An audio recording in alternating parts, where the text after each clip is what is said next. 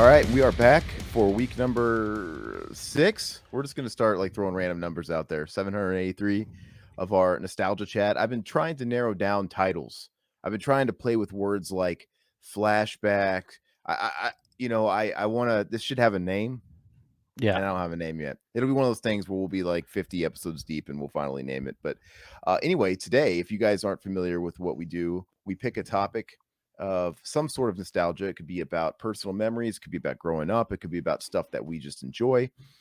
Today, we're going to be talking about our favorite albums of the 70s, in particular, our top 10. And if you have a couple of honorable mentions or whatever, that's cool too.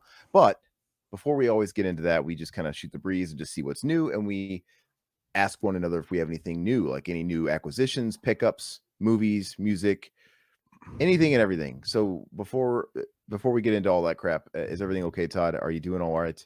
Your dog's fine. I think was that in the last episode where people Yeah, were yeah. concerned about So the pet?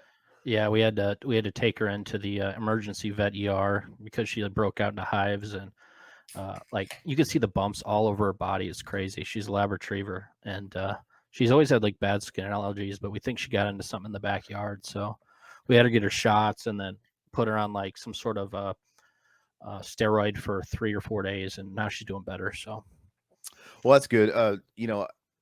It's pretty much only going to be known to people that watched it live because I ended up editing all that out into the YouTube video that went up a week later. But that's good to hear. Assuming everything else is great, I'm okay as well. I got my grandpa in town right now, so I'm taking a couple hours out to do this. And my brother Andrew's over entertaining, so I could break oh, away. perfect. Yeah, so it works out. We're going to get right into it. What we've gotten that's new as far as movies. My stuff is mainly movies because we had the big Amazon Prime thing going on, the sales. I don't know if it was, I can't keep track. Is it Prime Day? Is it like early Prime Day? Early What do they Prime call Day. it? Yeah. Hmm. Okay, so I got some stuff from there, and I do have a couple of records. So let me knock the records out of the way, just as I have a couple. The first thing I got here is the new Lamb of God album. I was talking to Todd about it. I don't know if you got around to listening to it. Yeah. Now, for me, this is a band that I used to love. I'm trying to think. They might be. See, Todd and I are in our late 30s now, so the years of being in, like, getting real impressed by things that inspire you and things that have a lasting impression, that's kind of over. Now I'm just sort of resting on my laurels and listening to the old stuff. There might be records that I like that come out, albums that I like, and I might even find new bands that I dig, but nothing's really just blowing my mind where I'm obsessed with this band for a long time, and it sort of defines how I play music and how I listen to other bands. That's kind of, I feel like this is maybe the last time that this happened in like 03, 04, 05. Probably all the way up till '08 was hardcore, like Lamb of God. I was on that train big time. And I want to say Wrath was her last good album, in my opinion. So it's been about 13 years since they've released anything that I thought was good. And I this one took me by surprise. I love it. I think it's really great. It always sounds like Lamb of God. Even the bad records sound like Lamb of God. I don't know what separates the two. I just think the songs are here. I just Yeah. think he ditched the weird, stupid singing voice that he was trying to do, and he's embraced what he is. His voice sounds great on this, and I don't know. It's just got the hooks. It's got the riffs. There's guitar solos. There's a couple, but they Okay. never had like a crazy amount, I right? know, but they had some really Uh, solid ones though. Yeah, they were never super heavy into that. Did you listen to it yet? No, I'm going to eventually here I soon. think it's so really quick. The last few records they've had, so the last three were stinkers. Maybe they had a couple of good songs on it, 3 or 4 max, and even then they were not really amongst the best of their songs. They were just pretty okay.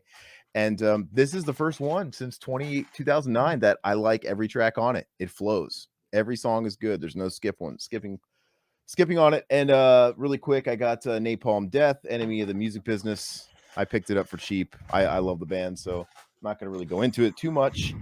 Also got a Carcass record, Surgical Steel. This is their comeback album they had back in 2013 or something like that. It's really good. So that's really it. Nothing really to talk about heavy. Just wanted to go over it. I'll talk about the movies I got real quick.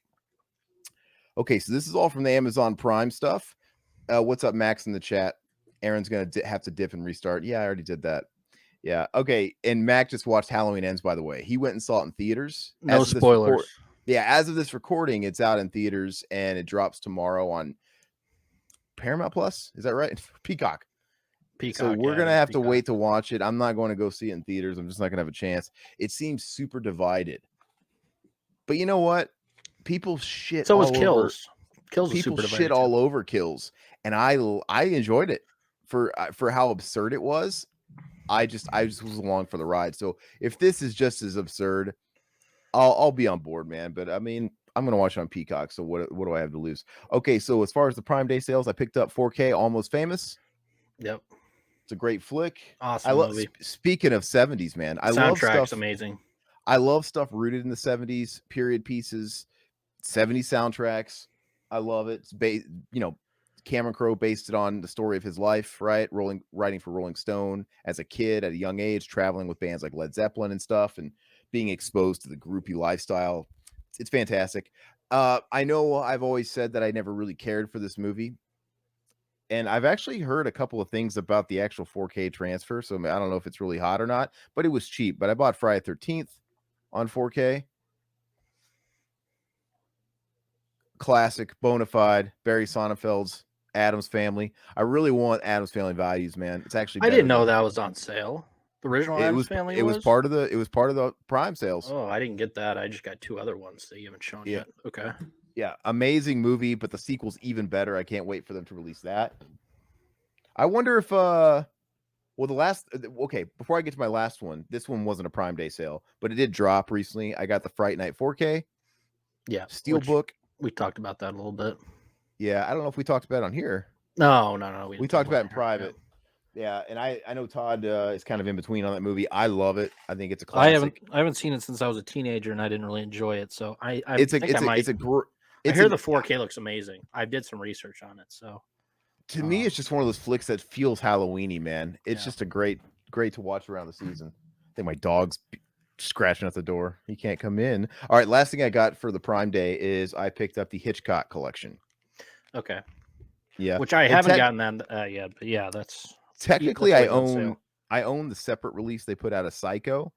But this one, so you know, it only comes with 4 flicks. I already own Psycho technically, but it's got Rear Window, Vertigo, and The Birds, and for the price, it was still worth it just to have those A 3. Rear Window So Vertigo is amazing. I like the Birds too, but I love yeah, those other two films. so and it's a decent looking set. You know, it's pretty sturdy. I'm happy with it. It's none of that Predator collection BS. You Yeah. guys seen that blue 4K set? God, it's the flimsiest thing I've ever seen in my life, dude. And Well, I heard every the new time you, Halloween 4 through 5 is the flimsy case or whatever for their box set.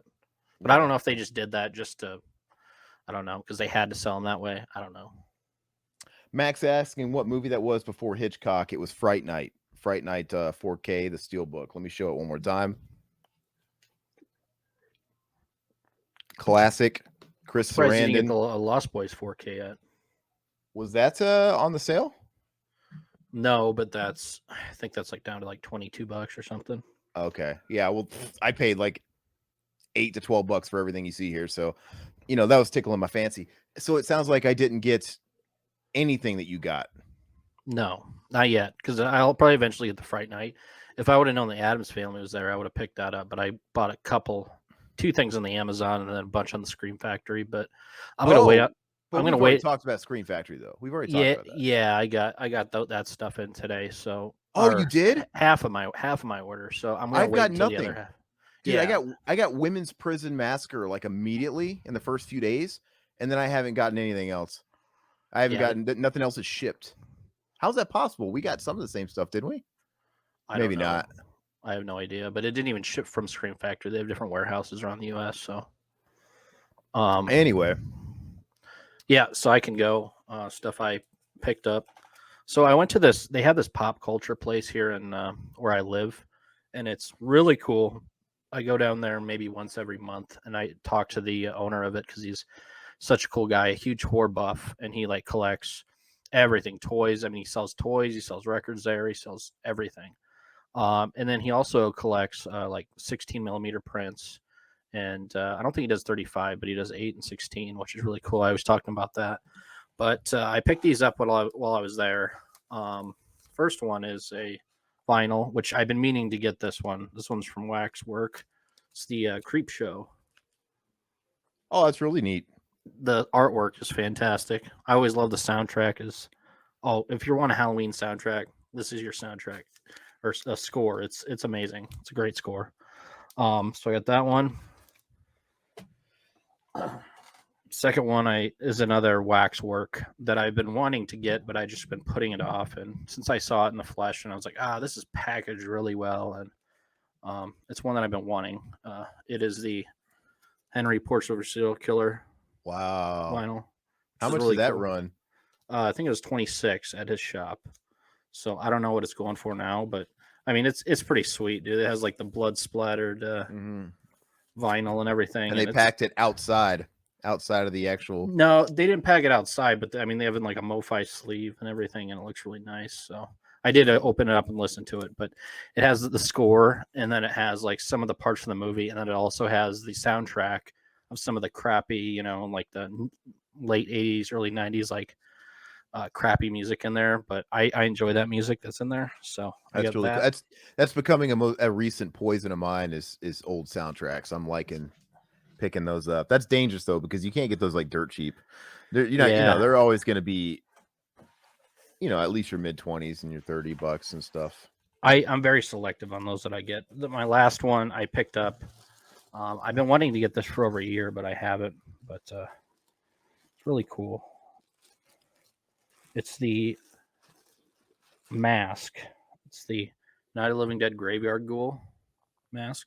Oh, dude, that's rad. And this came out I think last year. The hair is fantastic. I mean, it's really nice, and the sculpt looks really good too. Who put Um, that out? Trick or Treat Studios. Okay, that's cool. So I'm gonna mount this on when I'm hanging up with all my other masks, but I don't wear these. I just pretty much display them. But You're it's giving a Mac a run for his money on the mask collecting. really nice looking mask. So got to keep the tag on too because I like the tags. So yeah. Weirdo. Um, You keep your tags on your what? ball caps too? What's wrong You with one of that? those If I people? did, what's wrong with that? But no, Oh, I'm excited for that too to display that. So it looks cool. It looks real cool. and then the other stuff I got was Scream Factory stuff, but I'll push that off to another date because there's just too much to go through for that. So Yeah. We'll dedicate a whole spot to that once I get all my stuff too. All right, so is that about it? Should we roll into our stuff, our yeah, picks, our music? So we're going to talk about our top 10 70s records. Did you get yours down to 10? 10. Yeah, exactly. Okay, I got mine down to 10. It was tough. I had to make some cuts, but I'm happy with my list. It's pretty versatile, right? And I was struggling so much with the 70s. All it did was make me realize the 80s was going to be really tough, man. I think that actually, as I think about it, the 80s might be even harder. 80 is gonna be way harder. Just because in the 80s, man, I mean, some of my favorite bands came out of the 70s, but I didn't realize it. But dude, I have a couple of favorites that came out of the 80s too, and it's just gonna be so incredibly tough. All right, so Max teasing me for we don't open my toys like I do. Yeah, I started opening my toys, man. You gotta have I fun with it, man. You only live it's once. funny because you used to be the opposite. And now I used I'm to be the that way. opposite. I'm I that used to be way the now opposite. too. I opened my Wes Craven New Nightmare Freddy doll that I showed you. You're like, oh, you can't open that. I opened it, and now I kind of regret it because I broke his hand off. His hand broke off, Oh, oh. and so I had to like super glue it. And it's salvageable, but just pisses you off. It's like, man, I should have never opened this. All right, so we're gonna get into it. Top 10 records of the 70s. I don't think I'm in any particular order here. I'm just No, gonna let's not do kind of that. float it. I'm gonna start with. Well, I guess everything in this list here is going to be one of my favorite albums of all time. And the rule is, just so people aren't wise to it, you can only pick one album from a particular artist or band. Otherwise, right, I could have almost the entire catalogs of some of these bands and it would be just really difficult. So, one record, and even that was kind of hard picking one record, but we'll elaborate. So, my first one is bump bump Dire Straits Communique. And I don't know if you could see it. So I think Yeah, Riverman's going to be showing you screenshots or something. I just went ahead and pulled out the records. I got half and half. I got half and half. I So have vinyl copies of 8 out of 10 of the things I picked. The other ones are on CDs, and that's not nearly as cool. But yeah, Communique is absolutely brilliant. And as far as the records that are in the 70s, why did I pick this one over the debut? I've actually always liked this one more than the debut. I think if you were going to talk to Dire Straits, Mark Knopfler purists, obviously you're going to have the people that are like, oh God, Brothers in Arms, but that's 80s. We'll get there, trust me. And then they're going to be like the debut. Debut has Sultans of Swing, Six Blade Knife, Water of Love. It's fantastic. But I think they were firing on all cylinders on this one. And it's just it's the first one I think I owned, right? That I picked up back in the day. Mhm. And just for me, it's just got the classics. That Once Upon a Time in the West is such an amazing opener. News is brilliant. You've got Where Do You Think You're Going, Communicate, the title track, Lady Rider, Angel of Mercy, Portobello Bell, Single Handed Sailor, and Follow Me Home. It's just it's all killer. There's no filler at all. So absolutely love it. Great What do you pick. have any let's comment on it. Do you have any admiration for that record, or would you have picked the debut maybe? Because remember we're staying in the 70s, or would you have even put anything like this on the I list? think Communicate is a fantastic album. I love the debut album just because that was the first one I listened to. You like it Uh, better than Communique? just because that was that was what I got that on vinyl a long time ago, but I don't have that anymore. But it's a phenomenal album, and I do own Communicate on vinyl, but I don't own self titled. So yeah, no, great pick. I totally understand why it's up there. All right, so you're up. What's your first one? I'm gonna kind of get mine out of the way. My first one. Uh, reckon these are my favorite. So Sean Boyle already spoiled it for everybody. It's the Black Sabbath. Black Sabbath. Oh hell yeah. So this Black Sabbath album might not be everybody's favorite, but this one is the one that really got me. Of course, you have Black Sabbath, you have the Wizard, you have Behind the Walls of Sleep. Front to back, it's amazing. It flies by, and I think it's the greatest cover art on any album ever. I think it's fantastic. I can't argue with you on that pick. So of course Black Sabbath's on my list somewhere. But remember, Hmm. we had to go off this rule of picking one. And this is one of the ones that's tough because if we didn't have that rule imposed, the first 6 Black Sabbath albums would be on this list, and Absolutely, that would be pretty absolutely. boring. Yeah, And Black Sabbath they're one of those bands where you can even go past the 6th album, you can go into, Technical Ecstasy, Never Say Die, and they're all so different. They're hmm, all so different. The first 6 are the ones that are just, chef's kiss masterpieces though. And, obviously you get into the 80s and you get into the couple of Dio albums are phenomenal as well, but just you can't they're all so different. They're a different shade and color of the rainbow. You can't say the debut sounds like Paranoid. You can't say Sabotage sounds different than all of them. yep.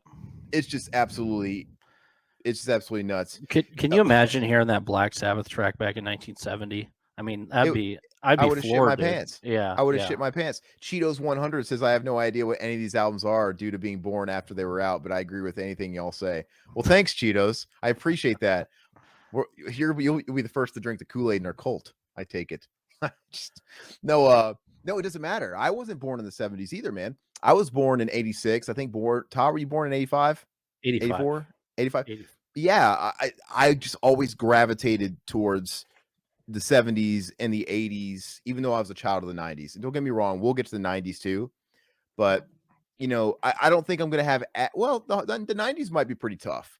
Once we get out of the 90s, man, the first decade of the 2000s, I definitely will have a list, but it's going to be a thinner. Obviously, it gets a Yeah. little thinner. But then, dude, we're not even going to bother. Are we going to bother with after 2010? Because, like I, I said, it's I don't know just, anything that came out past 2010. I know I do. I'm always listening to new I know music, you but do. the 70s, something special about it. And it's something special because this was the decade of the rock band. The 60s, the Beatles created the rock band. They created the album format. Before that, you had the singles, right? You had Elvis Presley, you had Frankie Valli, the Four Seasons, you had these guys putting out singles. And then the Beatles came around and changed everything. And the Beatles, there was no labels at the time. They were proto everything. They were the first rock band. They were the first boy band, right? That first era of the Beatles. They were the first prog band, right? Hmm. Uh, like remember they were first everything. So you get into the 70s, man, and it's just a massive explosion of your Zeppelins and your Sabbaths, and it's just incredible. All right, so I have to talk about Sabbath again for a second. So that one I could have easily put the first one. I'm glad I didn't. I picked a Yeah, different one, and I'll see if I I can. already know which one you're gonna pick. So, Oh, really? Let me but find the it first. but the I'm gonna first go out of one, order. is my favorite. So See, dude, I think I was actually saving this one for last, but since you brought it up, no, that's I'm gonna fine. go. No, because um, I'm sure we're gonna have the same albums on some of these. Maybe So what do you? Let's play this. What do you think my get? What do you think my pick is? Masters of Reality. Hell yeah! Yep. So I was gonna say this last, but Todd, I'm just gonna. We're on the topic now. Master of Reality. I picked this one because I just feel like it's pound for pound Sabbath peaking as far as them in their sound, right? Where they really just developed and they figured out what Sabbath was. Because when you listen to the debut, you listen to the title track, the rest of the It's record doesn't different. sound like the title. Yeah. The Yeah. rest of the record doesn't sound like the title track. Like Yeah. Black Sabbath, the track that embodies Black Sabbath, Yep. the darkness, the songs, the song lyrics from the devil's perspective. It's all nuts. But then the rest of it's a pretty like heavy blues album, Yeah. which I love, and it's a jam record. They recorded that album in like 2 days, and everything's got 1-2 tracks tops. It's all jammed in a room. It's amazing what they just pumped out there. And that's one of my favorites too. Like depending on the week, I might have told you back in the day the first one was my favorite. I've kind of gone through all the flavors. Master Reality, I wouldn't fight you if you said Sabbath Bloody Sabbath because I love Sabbath Bloody Sabbath. But Mhm. and then they came out with Paranoid, which is their big commercial hit. And It's but you know great, what? but I've heard it so many times. Like, It's fantastic. yeah. But even think about it, the first record and the second record, they were still tuning regular. All this stuff was pretty standard. It wasn't until Master Reality that they invented what would become stoner metal and doom metal, right? They already put the stake in like the whole macabre satanic rock thing with the title track of the first album, right? And they were kind of getting into the weird psychedelic shit with Paranoid Fairies Wear Boots and stuff like that. But they created an entirely new thing with Master Reality because on that record Tony Iommi tuned down to C sharp. He was down tuning, and then you get then that think about it when you listen to Into the Void, that riff alone that created the entire doom genre. Oh yeah. Mhm. It's and then you have Solitude, which is fantastic, which is an even better ballad than Planet Caravan, in my opinion. Absolutely love it. People debate if that's really even Ozzy singing. Like, is that, because Bill Ward sang a couple of Yeah. tracks later on, like on Never Say, or sorry, Technical Ecstasy and things like that. But Ozzy just sounds not even like him. It's so nuts. And Sweet Leaf, I don't know. To me, it's if I had to give somebody one Black Sabbath record to introduce them to the band, it would probably be that one. That's just my pick. No, Um, I hear you on that. you know, maybe if somebody didn't listen to that kind of music, I don't know if I would give them the first album We'll first, give just him because it is we'll give him the first album's Paranoid. I very mean, yeah. jammy. The first album's very jammy, very bluesy. Like that's probably not the one I would give them first, even though it's just chock full of riffs. But for me, it would be Master Reality. Okay, so my next one, this one, I only had 2 records to pick from this decade, and, while they're both equally good, it wasn't that hard for me to choose. Dance the night away, Van Halen 2, Yeah.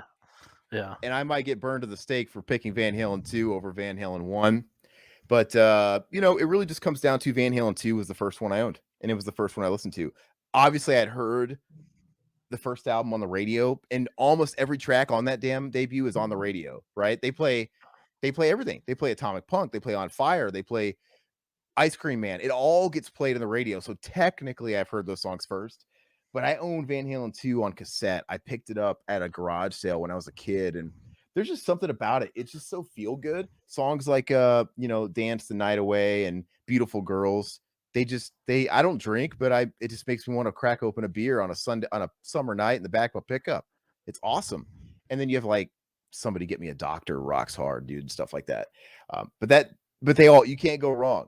Annie once again, well, I could easily tell you there's a couple that are not in contention for being my favorite, but Van Halen 1, Van Halen 2, uh, Fair Warning in 1984 from the Roth era. Get out of Dodge, man. Those albums are just untouchable. But as far as the 70's, they just had the first two, so I'm going to go Van Halen 2. What's your Very thoughts? good. No, I totally understand why it's on there. I What might about that not. versus the first one? I would have put the first one over that one, but Really? I Yeah. still really like Van Halen too. I think it's a I really think good most album. people would put the first one, but I don't know. I don't know what it's about it. Okay. Well, my next one, I'm gonna kind of go from rock to metal to completely different. This came out in 1971 from pretty much the best soul singer songwriter there is, I think, in my personal opinion. And it's on one of the greatest soundtracks, I believe, the 70's, if not one of the best soundtracks ever. Movie, not so much. Movie's okay, but it's Curtis Mayfield's Superfly. Oh, hell yeah. This album, once I heard it, I think I heard it probably about 20 years ago. I was pretty much hooked. That was really back when I got into black exploitation movies and everything. And then I started getting into soul music. I started getting into funk. And there's just something about that, man. It's just driving around listening to that. Man, I couldn't get enough of it. I mean, you have Pusher Man, you have Freddie's Dead. I mean, you have Running Child. You have everything in this. It's fantastic back to back album. And it is rated one of the best albums ever. So um, I totally understand why. So that is up on my list as well. So And that's um, something I've never listened to, yep. so maybe I should dig into it. I'm really big into. I try to branch out on a lot of my picks to every genre I could think of, Mhm.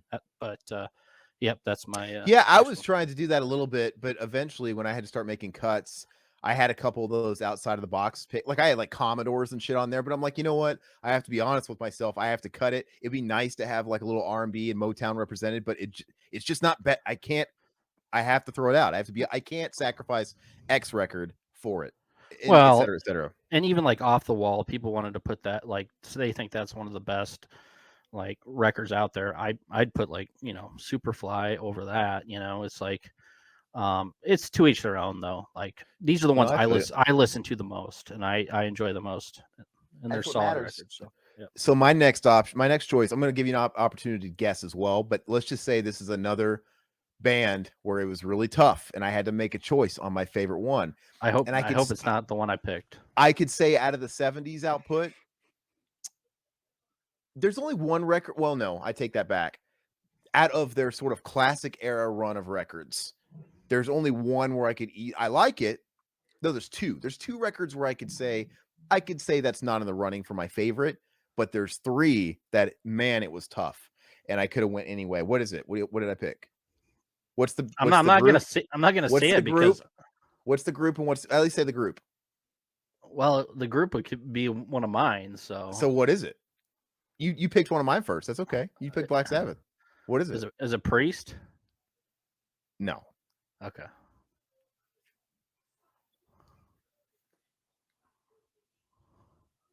Oh man. Okay.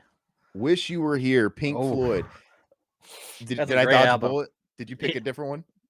That's a fan. God, man, you can't just pick one album from Okay. Floyd. So I could easily say that metal and animals aren't at the top. Like that's not like I'm not saying I don't like animals or whatever, but I could easily say those are not in the contention for the best. Crazy. But I'm not saying I don't like them, but the ones that are tough is Dark Side, Wish You Were Here in the Wall, right? No. And I almost had the wall. I switched at that last moment because I love all of like what's it called? Dark Side of the Moon. One of my favorite Pink Floyd solo was in Time. I absolutely love Time front to back. That record's awesome.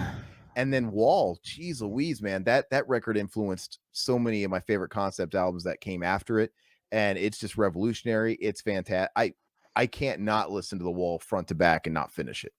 I love it, and it's got some key tracks too. But I went ahead and I picked Wish You Were Here because once again it was the first record I bought, and I fell in love. I think at the time I got this record when I was pretty young, and I had never had an album that only had like 5 tracks on it. It was weird to me and really long tracks. You know, you got your Shine On, Crazy Diamond Suites, but then you have like the mid songs like Have a Cigar and and I don't know. I just this album has a crazy keyboard synthesizer sound that's all over it. That's not on not other records. When you listen to Yeah. Welcome to the Machine, just those Yeah, it's crazy fantastic. keyboards, they kind of remind me like I'm listening to a Dawn of the Dead or a Goblin soundtrack. Yeah. And I don't know what it is. It just has a certain smell to me. And they didn't quite have the sound on their other records. No, it's There's definitely just something unique. It's definitely there's just unique. something about it. I absolutely love it, and it's flawless. And you know what? It's easier to make an argument for an album being absolutely flawless when you've only got 5 tracks. As much as I think The Wall's flawless, when you consume it as a whole. You know, you can't there's certain tracks you can't pick out of The Wall and just listen to them by themselves because it's a whole experience. But you can't fight me on 5 tracks. I could talk to you in about 5 minutes and tell It's you why these tracks are awesome. I could totally understand why that'd be somebody's favorite Pink Floyd album. Oh, Absolutely. okay. Well, so I don't know if we'll be getting to Pink Floyd for you, but I think if that is on your list, we should do like the Sabbath thing. We should like, okay, let's stay on the topic type of thing. If it is, right? It is The Wall. Oh, The see, I'm great glad. the greatest album of all time in my opinion. I'm glad I didn't pick The Wall then. Yeah. Because it was on my list and I changed it yesterday, sort of at the 11th Okay. hour. And side note, and like I said, I'm not gonna fight you on that, man, because I love The Wall. It was almost The Wall. Maybe secretly I knew Todd's gonna pick The Wall or something, so maybe I'll not. It's my favorite album ever. But this The Wall and then Animals is right next to it. Because Animals, I love Animals, but and then Wish You Were Here is my third favorite, and Dark Side's fourth. So So this is a good opportunity to bring up too. A couple weeks ago, I saw Roger Waters live mhm. here in Arizona. I saw him in Glendale, and that was an experience. I didn't talk about it last couple weeks. I forgot, but dude, now politically, he's got a bit of a reputation, but I kind of expected it. You kind of know what you're getting Oh into. yeah, it's like Eddie Vedder. Yeah. Dude, no, he is another league. He is not Springsteen or Eddie Vedder that, they take a second to have a little bit of discourse with the audience in No, he between a puts it all song. in his imagery and everything like No, that. Yeah. it's almost like the music was just a vehicle for the politics. It was backwards. Oh, okay. It was all about a political show for the entire 2 hour to whatever set it was. It was all about the political message and the band playing underneath it. So that was a little bit hard to swallow, but let me say I didn't let it bother me because he's an extremist. I don't really agree with all of his politics, but I can't No. lie and say I don't like disagree with every little thing he says. But he's an extremist, but at least he's not an extremist on really any other way. He was shit talking every president on both sides since fucking Nixon. I felt like it's just, so I'm like, I kind of appreciated that. But let me tell you, sticking to the music, the set was amazing. The stage show was unlike anything I've ever seen before. It was really brilliant, man. You haven't seen videos of the current I watched the Us and Them full concert.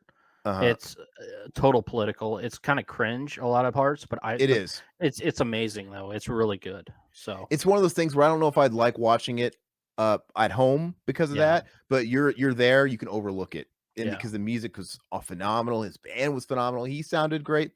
And this tour, you should check out footage on YouTube if you can of this tour.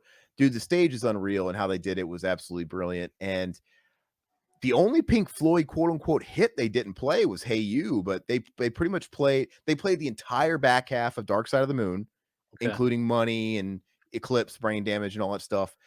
They opened with Comfortably Numb, which the opening was surreal. It was really cool how they did it. And off Wish You Were Here, they played Wish You Were Here. They played Have a Cigar. I think that's it. And a couple of solo Roger Waters songs, but it was really something else. And like I said, I had to give it up to him for his showmanship, and he didn't try to hide his, like you knew what you're getting. And like there's a thing where when you go see him on the current tour, there's a message he gives, like a public service announcement before he hits the stage, like a few minutes before, and he pretty much tells everybody what they're about to endure for 2.5 hours. And he's being cheeky, but he's like, hey, if you're one of these guys that if you're one of these, oh, I love Pink Floyd, but I don't like Rogers politics type of fans, you might as well piss off now, because that's what you're going to get for about 2.5 hours. Oh, and they played Sheep, which is Oh, cool. okay. Yeah, yeah. You had Roger Waters going, Matt, Matt. And they had the pig going around the crowd, like I know that he does a Yeah, lot. I saw that on the the live concert. Yeah, that was But cool. I would totally go see him again. I would like to Hmm. go see him with someone like Todd. And that's the Yeah, best you're gonna get because David Gilmour doesn't really tour so much, yeah. but I would love to see him. I love And his solo stuff too, Gilmore's. obviously, I think you're missing something when you don't have both of them together, Yeah, but, it was a great show. Alright, so what was your pick? Oh, you picked The Wall. I picked The Alright. Wall. Yeah. Yeah, can't argue there. So my next one, I'm gonna go ahead and say one that I don't have a copy of on vinyl because it goes for a lot and they haven't repressed it. But I'm gonna go with the greatest Eric Clapton album of the 70's, Derek and the Dominoes, Layla and Other Assorted Love Songs. And Clapton has a lot of classic records. And in the 70's, you have Slow Hand, which is probably his best solo album in the 70's. And obviously, you had stuff like in the previous decade, like Cream, and he was part of the Yardbirds and John Mayall and the Blues Breakers. But pound for pound, man, I think Layla, Other Sort of Love Songs with him and Dwayne Allman on a couple tracks and on obviously the title track, that whole record is heaven. Have you listened to it? Yeah, absolutely. Front to back, front to Yeah. back. It's awesome.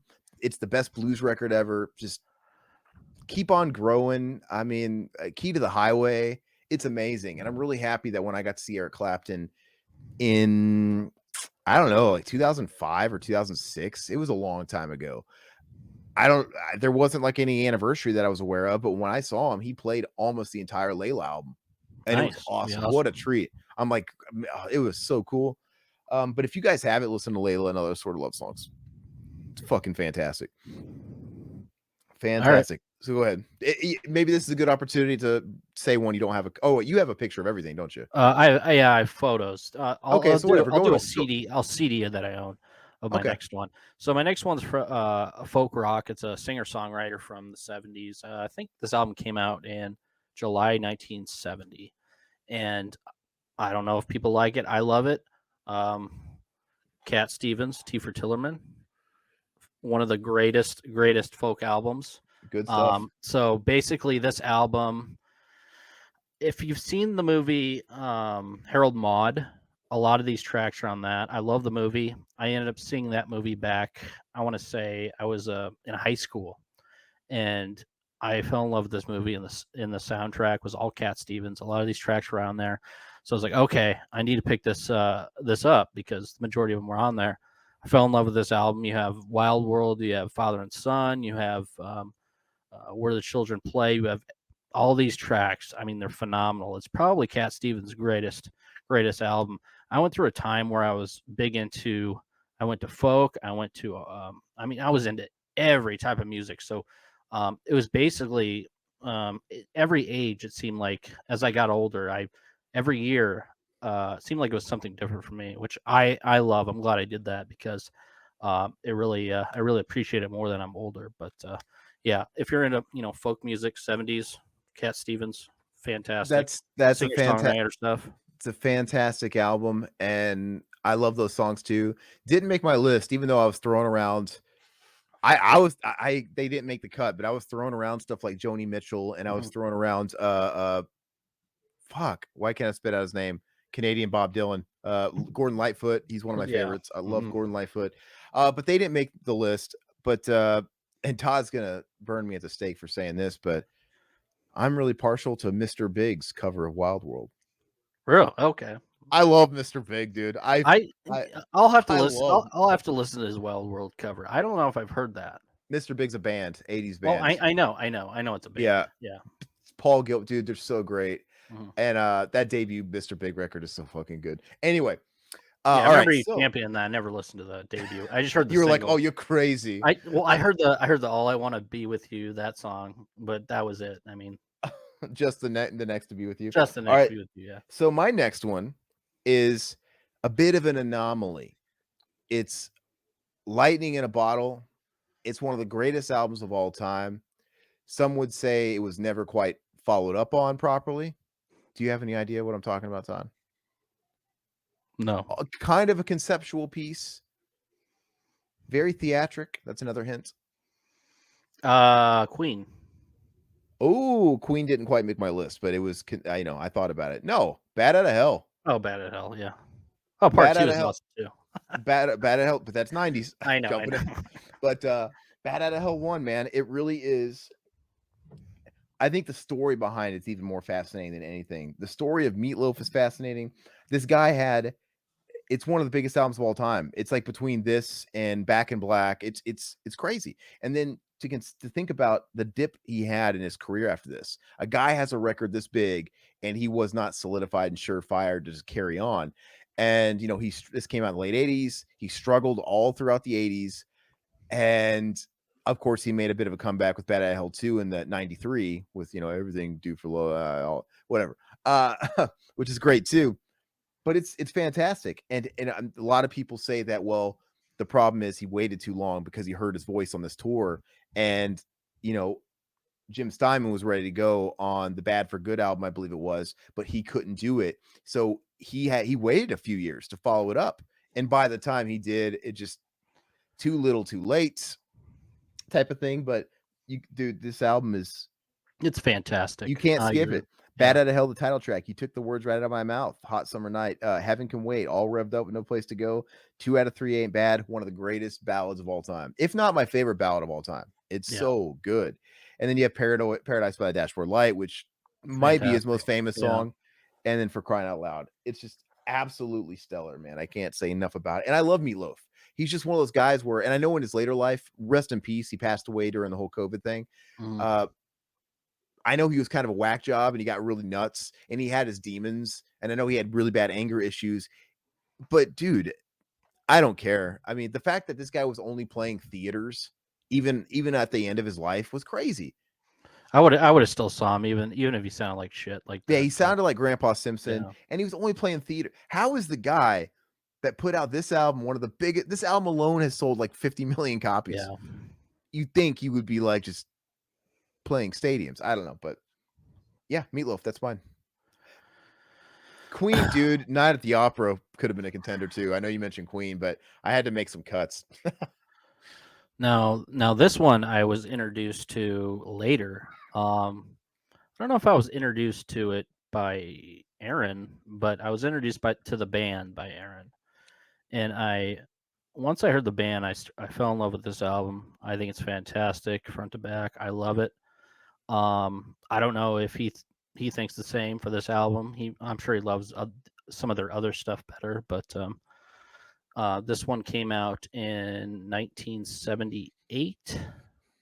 And do you have any ideas what it is? 1978, and I got you into the band, Yep. and it's not Dire Straits, huh? Yep. It's not. It's not Dire Straits. No. Okay. I was like, Sorry. geez. Oh, it's Priest, right? You got it. It's Killing Machine. Oh, I'm so happy you didn't pick that one. I'm happy you picked that one. I fucking love this album. This album front to back. It's so damn good.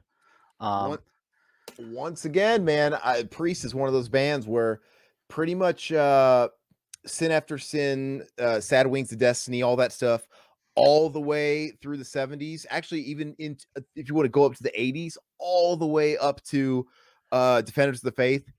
Dude, there's a lot of contenders. Yep, It's really yep. hard to pick. But even staying in the 70s, right? You Mhm. pretty much anything except for Rock-a-Rolla, you can make Yeah, a case for any yeah. of those records. You really could.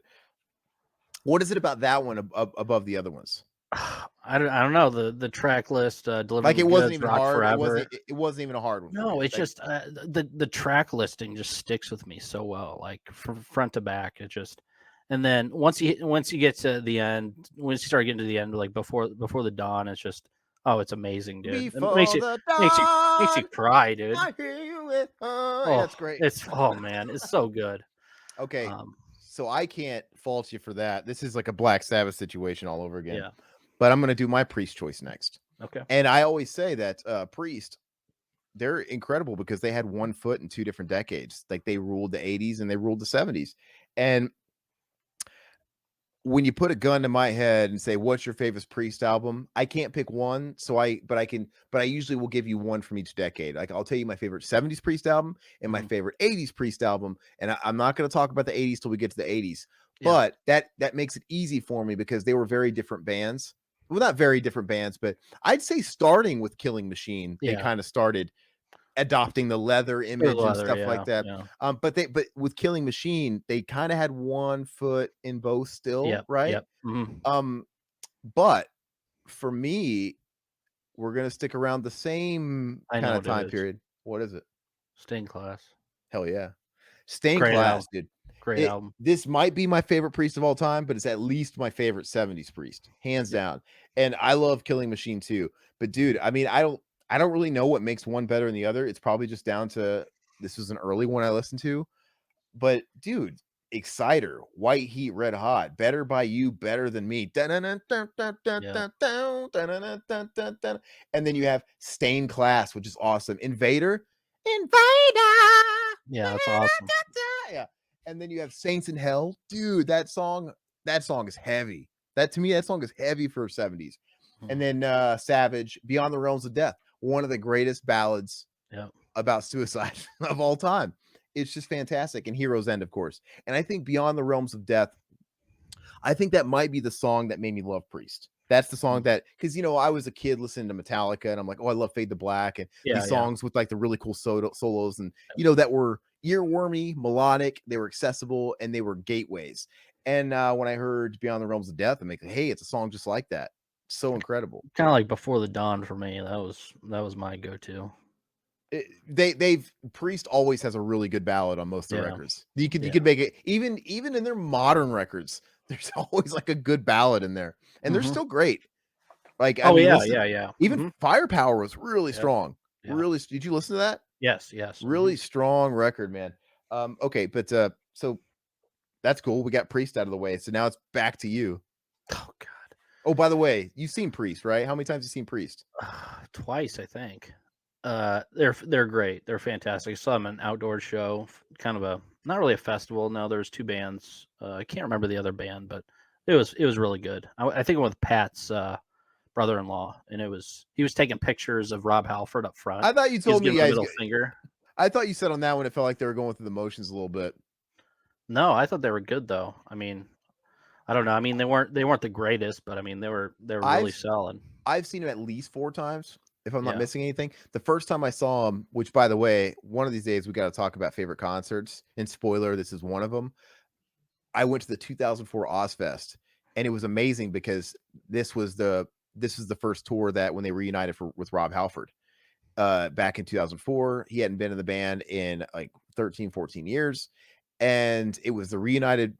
Dude, it was all in a row. It's like from the second stage, you had Hate Breed, you had Lamb of God in their prime. You had Lamb of God right before Ashes was even out, and it was like Palace's Ashes era, and Ashes wasn't out yet. And then it was headlined by Slipknot Volume 3 tour on the parking lot, in the parking lot stage. So it was like up close and ugly. And then right in the main stage, I saw a lot of people I'd never seen before because I was still kind of a concert rookie.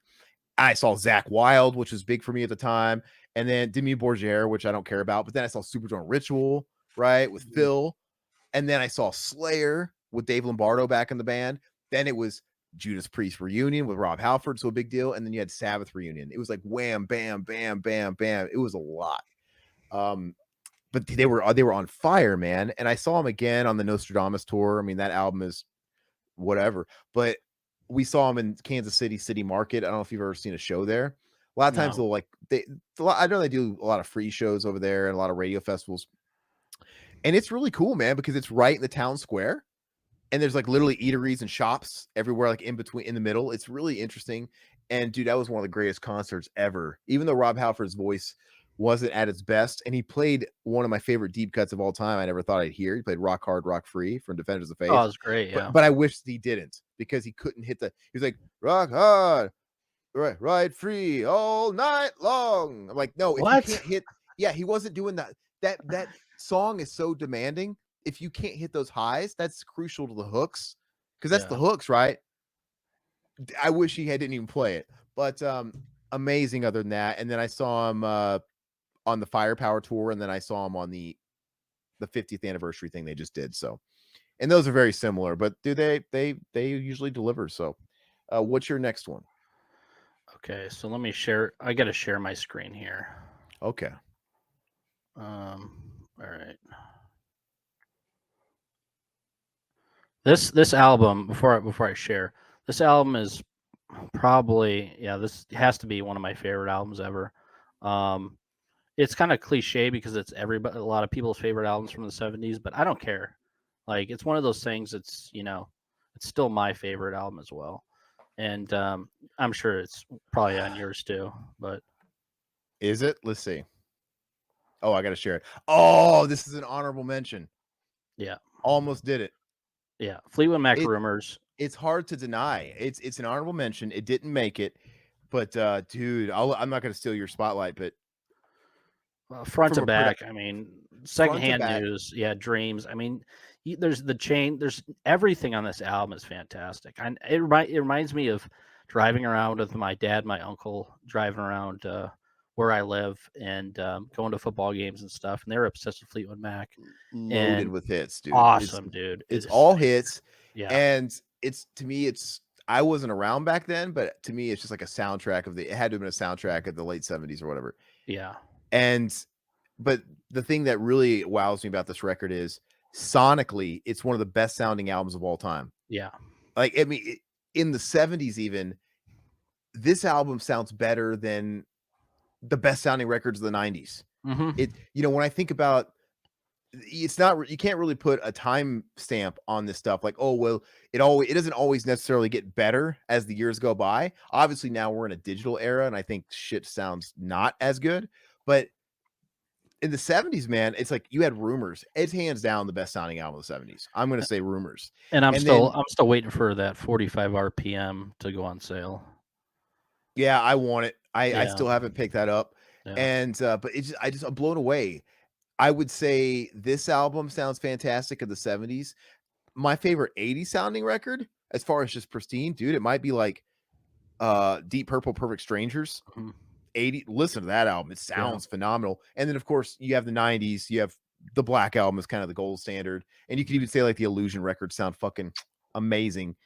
But yeah, Rumors is special. I'm glad I didn't put it on my list though, because we're not overlapping at all. This is great, man. This is going really well, actually. We're not, I almost did. That's in my honorable mentions. Okay, So let me stop sharing. yeah, go ahead. And Okay. so I'm gonna go ahead and say another one that I don't have a copy of the show. I am gonna say okay, I got two more that I might do the next two, not show you. I'm gonna see if I can give you some hints. 70s bands, trio, concept record. Do you need another hint? I think it's on my I'll give you another hint. Canadian. just say it. One last hint though. John Fury. Oh, Kansas? Oh, I said Oh, no, no, Canadian, no, dude. Rush. Yeah, Rush. Yeah. Kansas is literally from Kansas, I'm I pretty know, I sure. know, yeah. Chicago? No, absolutely. No, it is Rush, and I'm gonna say 2112. And this is another band too, where it's like, dude, if you like Rush, you know what's up because Farewell to Kings, Fly By Night, they had a lot of good shit in the 70s. And don't even get me started on the 80s too. We have like Moving Pictures, and they had Hemispheres, and dude, their big hits came in the 80s, right? Spirit of Radio on Hemispheres, and obviously you have like Tom Sawyer and Limelight and stuff on Moving Pictures. 2112 though, a concept sonically, it's amazing.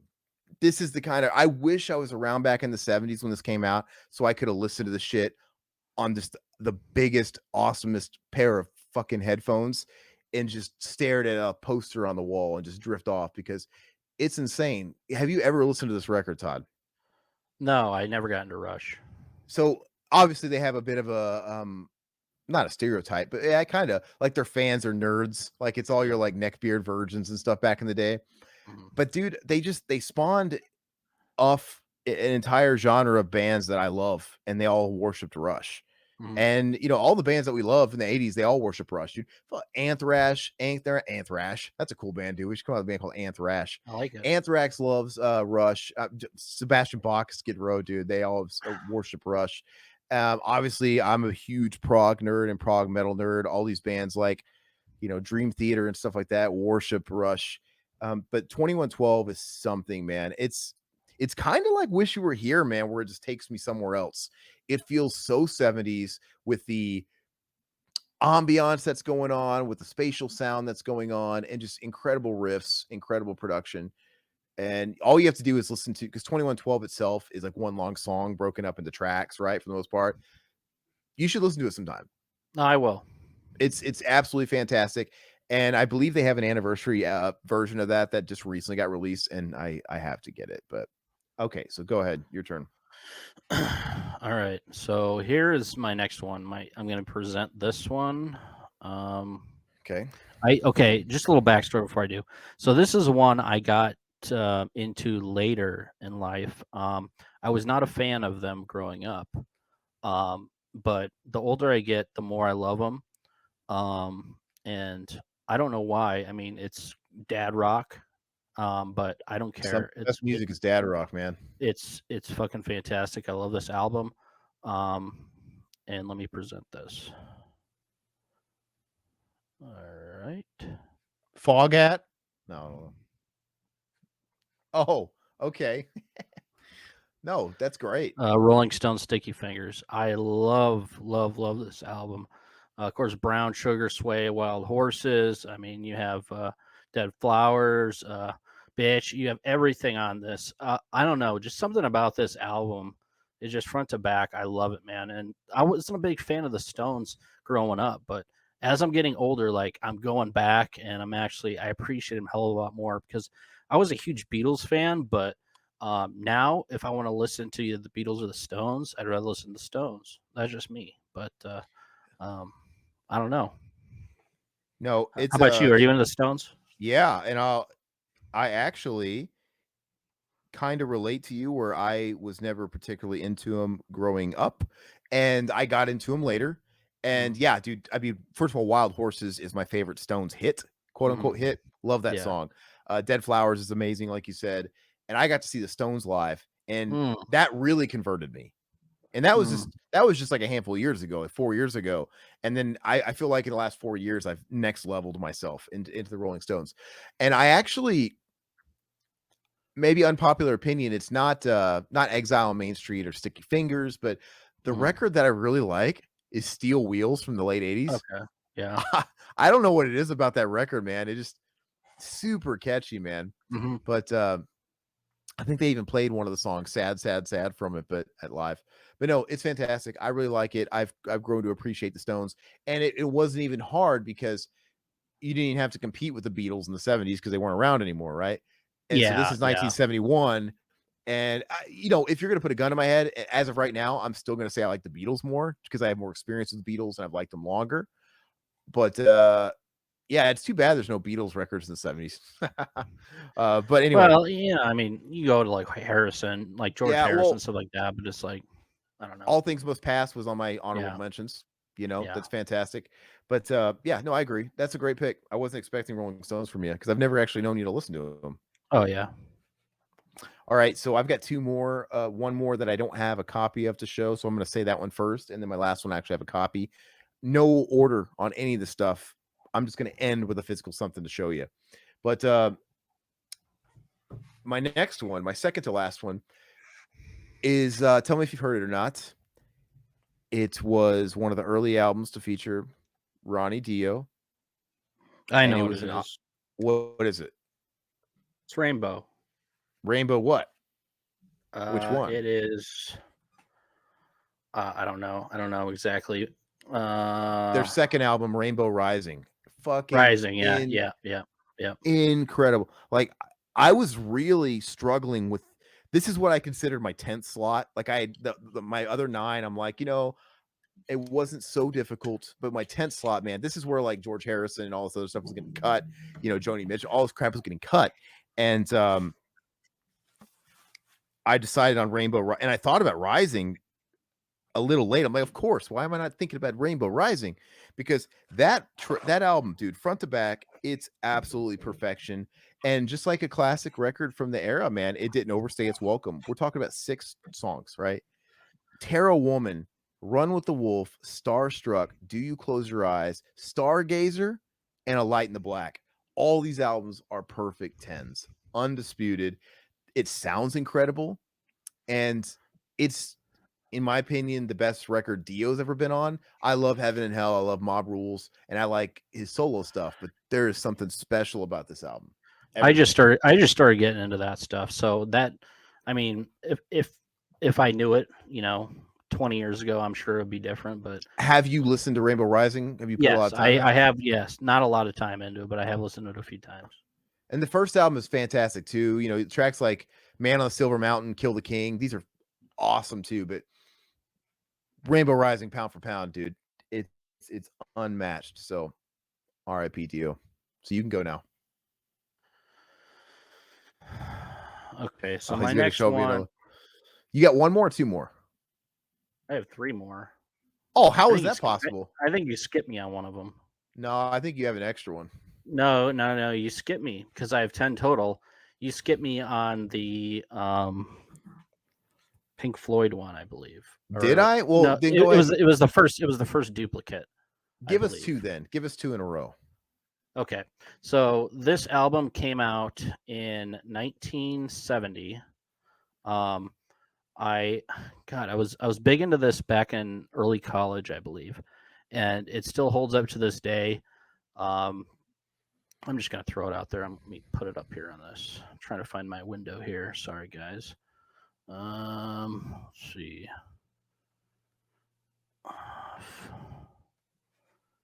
Okay, here's my StreamYard. Okay, so this one I don't know if it'll make your list. It is one of the greatest vinyls ever. Like some people say, I love it. I love it front to back. Let me share my screen here, and it is 1970s Crosby, Stills and Nash, Deja Wow, Vu. wasn't expecting that. Fantastic. I love Our House, love Carry On, love Woodstock, of course, Teaching Your Children. I mean, every song on this is 420 is great. I don't know, man. I love this. Probably back when I was a freshman in college, I listened to this all the time. I was big into Crosby, Stills and Nash, and then I listened to this Deja Vu, Crosby, Stills and Nash and Young, and I was like, oh god, it's even better. So yeah, this has to be one of my top albums of the 70s. Yeah, and I don't think I've ever heard you really talk about him or reference. I didn't know you're big. What are you gonna have like Jethro Tull on here too, or something? No Okay, Jethro Tull. no, that's What do cool. you think? What do you think of this album? What do you think of Deja I've Vu? never listened to it. I mean, I know the hits. I know Our House. I know a lot. I know a lot of these songs. But Okay, yeah, it's all right. It's just I just never really delved because deep into it past the radio stuff. I was huge into the Birds. I was huge into like all that late '60s shit and early '70s.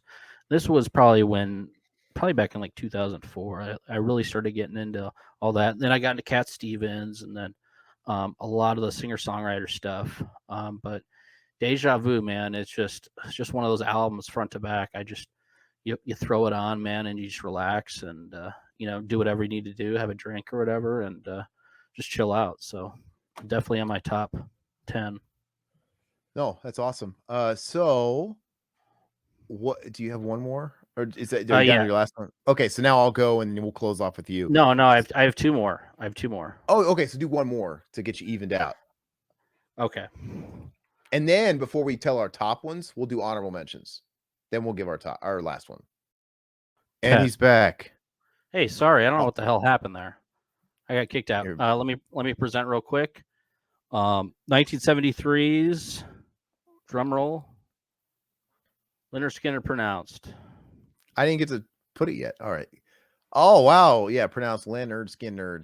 This is Yeah, James Hetfield's first album he ever purchased, he said. it's yeah, fantastic album. I mean, all the hits on it. It's cliche, people's favorite Skinner album, but I mean, you just can't deny it, man. This album, I mean, just hits close to home with me. I mean, I remember listening to this back in, with my father, driving around, and he was big into it. And I don't know, man. What's your history with this album? I like Skinner casually, like when it plays, but I don't know. I've never been eager to just really get these records and listen to them. I mean, I've heard all the hits. I've heard some of the deep cuts. I don't know. And they used to play all the time. Like in my home, they were one of those bands that would still come and play in my neck of the woods when we didn't get any shows. And obviously, I know they don't have like Ronnie Van Zant and shit like that. But I don't know, man. I just when I think of Leonard Skinner, I think of the backwoods of like Branson, Missouri, and the Ozarks, and it's kind of a turnoff. How Just was that? How was that a turnoff? you live there long enough, Hey, I live know in the the Midwest, people, man. This know the people long. It's different, dude. It's not the Ozarks. I don't know. It's not quite the Ozarks, but no, I like the hits though, man. This who doesn't like Simple Man? Who doesn't like Tuesday's Gone and stuff like that? I get Sweet Home Alabama and Free Bird are a little played out to say the least, but they're good tracks, right? no, it's fantastic. No, but Boys and yeah, whiskey. I mean, you got everything. Give me 3 steps. no, no hate, no hate. Yeah, that's a good one. No hate. I dig it. Okay, so now we're going to be moving on to our finals, right? Our final one, yeah. Okay, so before that, I want to talk. Just bring up a couple little honorable mentions that I had to cut. Some of them I think we brought up over the course of the show. I would have loved to have thrown in something like Deep Purple Burn. I love the David Coverdale era of Deep Purple. I Madman Across the Water, Elton John. If I had to pick an Elton John record, love that record. We mentioned George Harrison, All Things Shall Pass. Really close to making the list was Genesis, and then there were three. That's the first album that Peter Gabriel was gone and Phil Collins took over for vocals. But even then, like Lamb Lies Down on Broadway, right, with Peter Gabriel. So there's a lot of albums like that. And there's just a lot of good records. I don't know if they're my favorite records, but there's a lot of great shit in the 70s that could use acknowledging. But for my one that I picked, my final, and I don't know, man, this could have been a few other records, but I went ahead and picked it because I was a huge fan of this. And this might be a little cliche because while they had a lot of huge records, this is probably their most famous.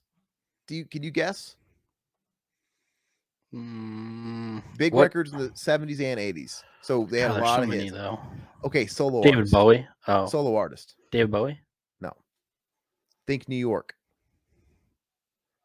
Eagle. No, not. I don't know. Yeah, Eagles didn't make our list. How about I that? know. Billy Joel, The Billy Joel. Stranger. Okay. All right, so I'm a huge Billy Joel fan. I have been a big Billy Joel fan since I was a little kid.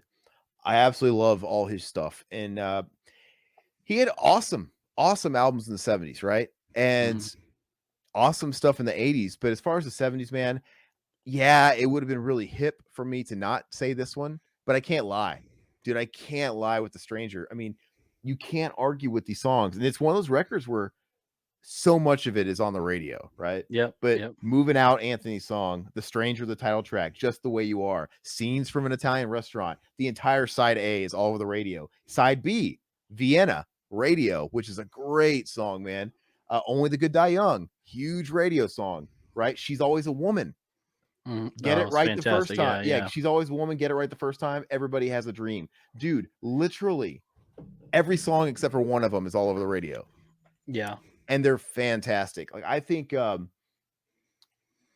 the Good Die Young is one of the greatest pop songs ever created. Vienna is one of the greatest. It's kind of a ballad. Greatest songs ever written. I just can't say enough about this record. I think it's an iconic cover. I honestly, this is an old pressing. It sounds like it came out of the 70s, which is kind of cool. But with that said, I wouldn't mind getting a newer copy of it if it sounded any better.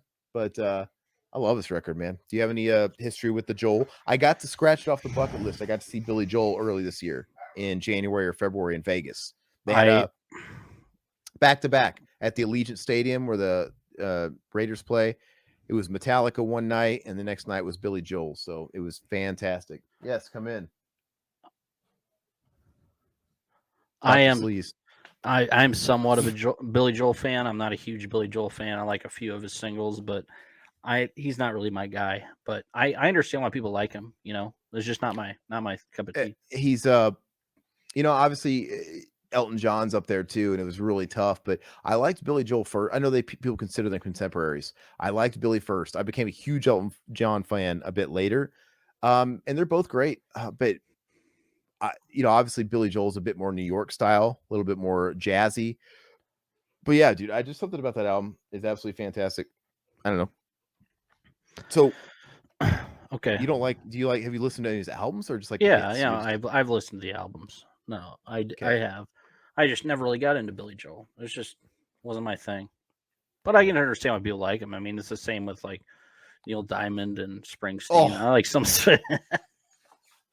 Neil Diamond fucking sucks. Okay, well, you're gonna think this last one that I picked It's Neil sucks. Diamond, So isn't it? no, you're not No, gonna. but say your honorable. Say a few honorable mentions though, if you have any. Um, Bridge Over Troubled Water, Simon Garfunkel. I like. Let's see, um, John Denver, Poem, Prayers, and Promises. There's a lot of stuff like that I really liked, but it didn't make my list.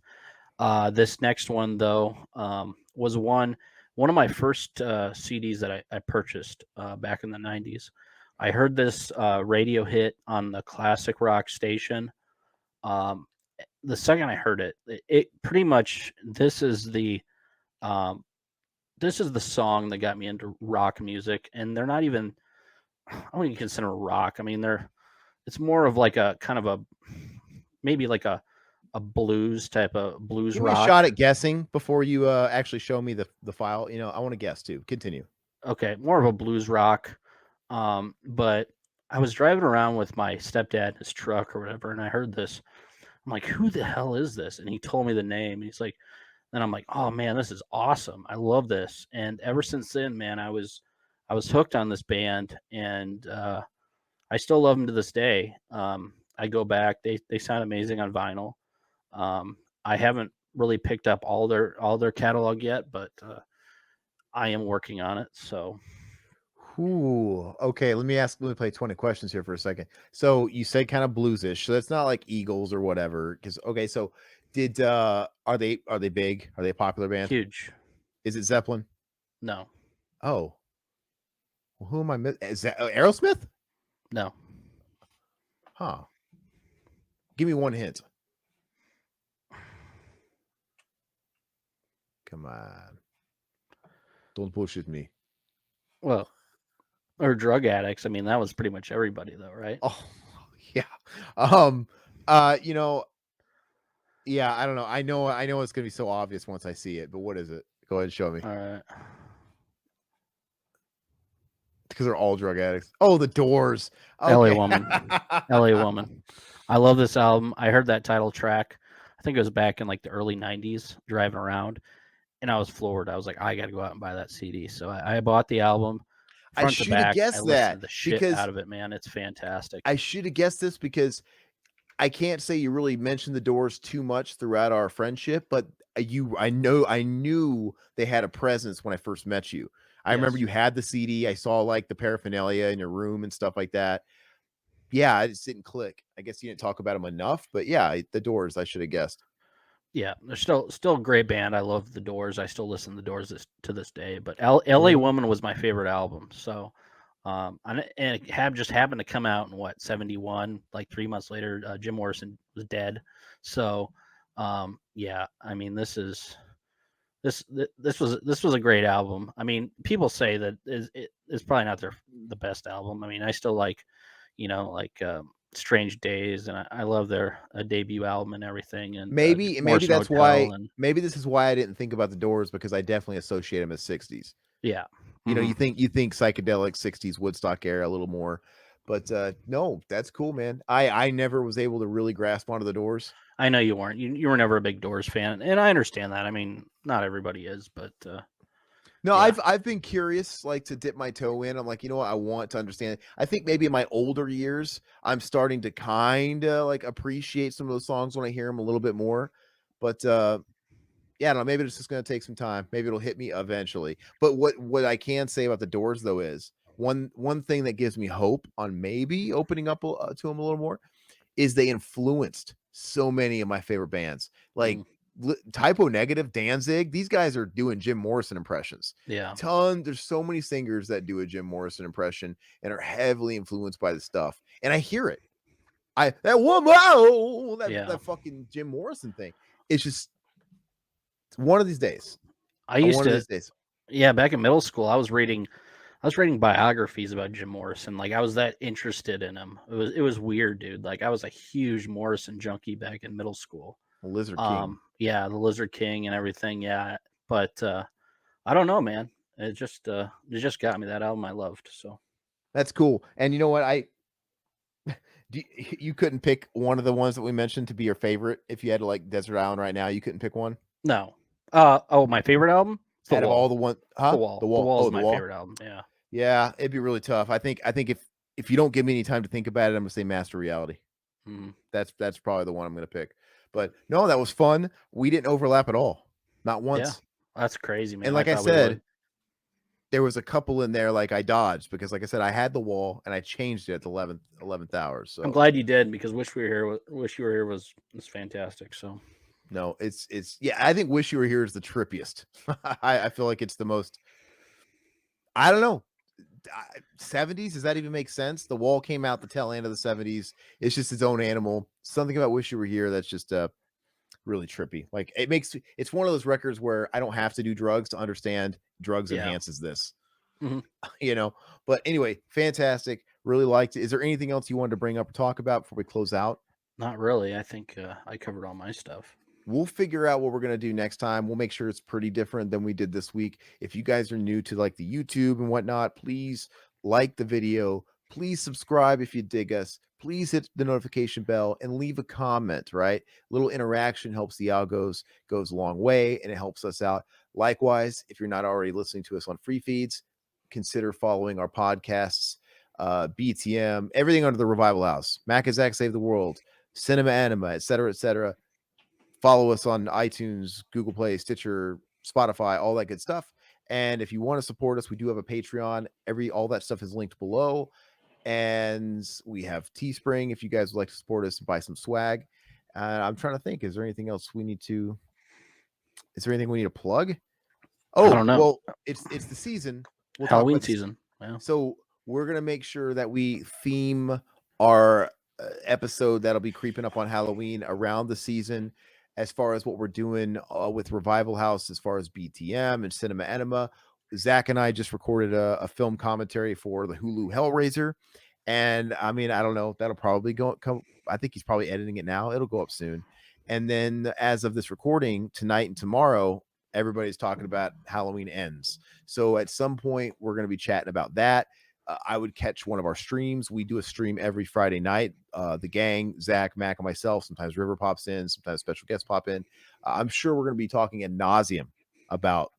I can't do it this week because I got family in town, but I'm sure next week is going to be devoted to freaking Halloween Ends. Probably Yeah. pretty hardcore. So make sure you're followed and subscribed so you don't miss any of that stuff. And that's going to be it. We'll catch you guys next time. Thanks for joining. Bye. Later.